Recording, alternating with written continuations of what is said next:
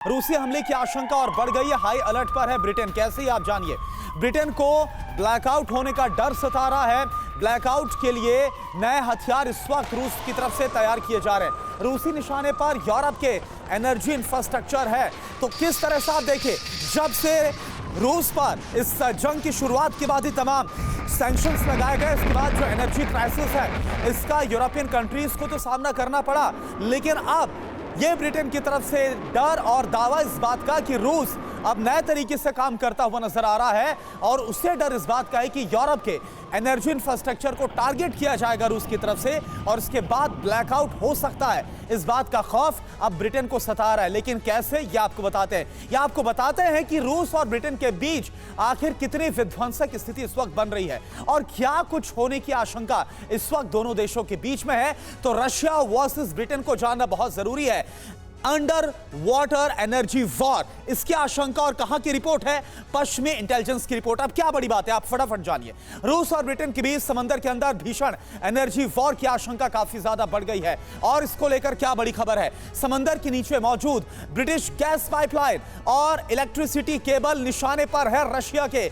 ये ब्रिटेन की इंटेलिजेंस की तरफ से दावा किया जा रहा है Britain Norway energy supply line को उड़ा सकता है रूस। इस बात का भी दावा इस रिपोर्ट के जरिए किया गया। ऐसा करके ब्रिटेन में ब्लैकआउट करने का पुतिन का पूरा इरादा है। यह आशंका, यह डर, यह भय ब्रिटेन को युद्ध के दौरान नॉर्थ स्ट्रीम पाइपलाइन में हो चुका है बड़ा धमाका।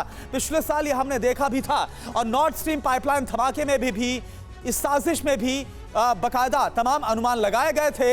यूरोपीय देशों में अब खास बात क्या है, इसको जानना बहुत जरूरी इस रिपोर्ट के सामने आने के बाद।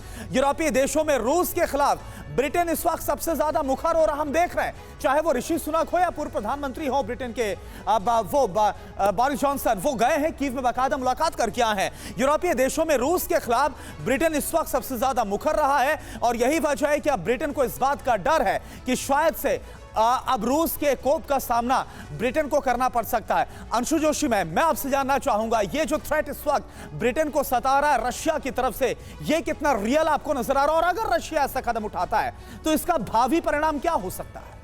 करुणा, यदि हम ब्रिटेन की आज की स्थिति को देखें तो हम सभी जानते हैं कि ऋषि सुनक ने किन हालातों में ब्रिटेन के नए शासक के रूप में सत्ता संभाली है।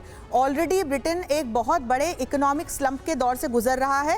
यूरोपियन यूनियन छोड़ने के बाद, ब्रेक्सिट की परिस्थितियों के बाद से ही वहाँ पर आप देखें कि लिक्विडिटी की कमी हो गई, वहाँ पर FDI की कमी हुई और आज की तारीख में वहाँ की जो ब्रिटिश जनता है वो अपनी डे टू डे लाइफ में संघर्ष कर रही है। अनएम्प्लॉयमेंट, बेरोजगारी जैसी, भुखमरी जैसी परिस्थितियों से ब्रिटेन आज की तारीख में जूझ रहा है।